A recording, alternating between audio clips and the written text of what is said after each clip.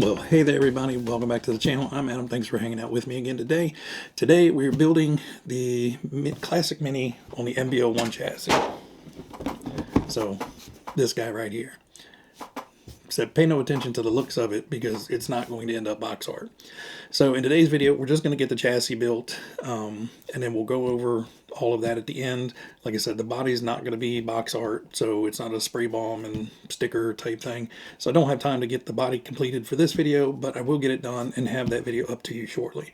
So let's lay everything out on the table, show you guys the build montage, and then I'll come back and I'll talk about the build and the chassis, and we'll chat then.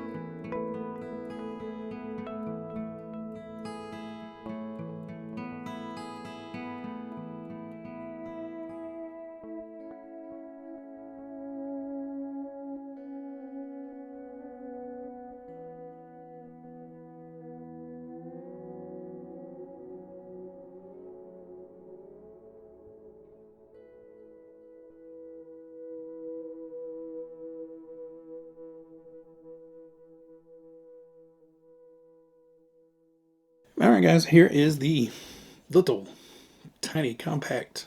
It's so small. The MB01 chassis. Now, this is the MB01 short, so it is as small as it can possibly get. Now, well, I say that without modifications. The small as they intend it to be. So, chassis went together just fine. Instructions were clear.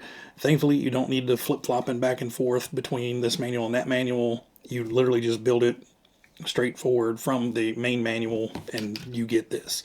So that was nice. You don't have to like refer back to what the medium chassis is or what the, you know, front motor, rear drive. This thing is front motor, front drive, shortest thing it can possibly be. So you just build it per the instructions, which is nice. This one did come with the Hobbywing 1060 ESC. I put in a Radio Link R6F receiver. Didn't put gyro in it. Don't think it's ever going to need it. You know, it's front wheel drive, so this is just kind of dragging around behind it. Don't think it's going to need gyro. And this one I actually built with the stock motor, so it's just the plain Silver Can 540 and typical 4 for $20 servos.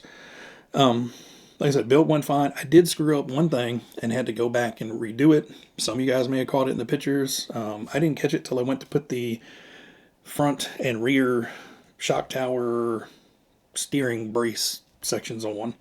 You kind of build it all in a section. You put it on. And when I put it on, the back tires went, hurt. So, like, this, something's not right. Okay, let me put the front ones on. And the front ones went, hurt. So I literally, like, front tires were going like this, rear tires were going like this, so it would have driven in like a zigzag. I don't know. Basically, the little steering bridge, I put the ball studs on the wrong side, so it was shortening up the rods, or it basically pulling the tires in on both sides. Screwed that all up. But other than that, everything went straightforward. Now, I did not put oil shocks on this. This is just the out-of-the-box build. This one's going to be more visual than performance. Now, I do have a second kit, and I do have a full set of oil shocks for that, and I'll go through and shim everything up nice and tight and try to get that one running as good as possible. On the front, there's no in and out of the tires on this one. You have the typical little bit of steering slot, no big deal. On the rear, you do have a fair amount of in and out play because you don't have the drive shafts and everything pushing outwards. So this has a lot more slop. This can be solved with some of the little 5x8 shims. The ones I get, they're 5x8 Teflon coated shims. I think it's Traxxas part number 1850, if I'm not wrong. I'll put the number down here. Basically, I go to Amazon. They have 100 for $7 or $8. It was super cheap, so I picked up some of those. I mean, I could shim this out. I'm not too worried about this one. Now, another great upgrade is the metal pivot balls on the suspension. Now, again, I didn't put them in this because I'm not too worried about a little bit of suspension play and stuff. But I did run into one interesting issue. I was moving it around, and it was like sitting on 3 tires, and I'm like, what is going on? Well, this one worked fine, this one worked fine, this one worked fine. This one has a tendency to pop off. So if you drop it, like, you know, you ran over something in the parking lot, I went to Boston all of a sudden. If you run over something in the parking lot, yeah, this one just pulls right out of the lower suspension arm. Now, it just literally clicks back in there. So I'm going to get some of these balls in here, and that should solve the problem. So I don't know whether the lower suspension arm has a little bit too big of a hole, or that pivot ball is just a little too small, but that I can't deal with. So I will pop one of those out, pop these out, at least the lowers all the way around, and put these in. The uppers, you know, they really aren't going to take that impact. You know, if it hits something, it's driving that actually up into the arm. So I'm not too worried about that. But yeah, these, I will put a link in the description to the ones I get. You can get the Tamiya ones. These are just some aftermarket ones I found when all the Tamiya ones were out. I bought it when we were doing the speed run with the TTO2s to try to firm up everything. That's what these are actually for. They're the TTO2 pivot balls, and they work a treat in this as well to help shim up things. I don't have enough for both cars, so I end up ordering some more myself, but I'll leave the link down below so you guys can check them out as well. But between those shims, those balls, everything is going to be as tight as you can get it. The rest is just in all the little ball studs, so you would have to change out the all the suspension links and steering links and stuff to try to get rid of all that. But again, unless you're racing it, it's not that big of a deal. But that one back here that just wants to pop off and push down. So yeah, that's not good. Bad Tamiya. So we'll try not to do that anymore so I don't wear out that hole until I put those in. But anyway, guys, that is it for today. Again, this one's not going to be box art. It's going to be something different. So drop your comments down below. Take your wild guesses. Probably not going to admit to anything until you guys see it. So, debate amongst yourselves. Anyway, guys, everybody out there, as always, be happy, be healthy, be safe, and I will catch you guys on the next one. See ya.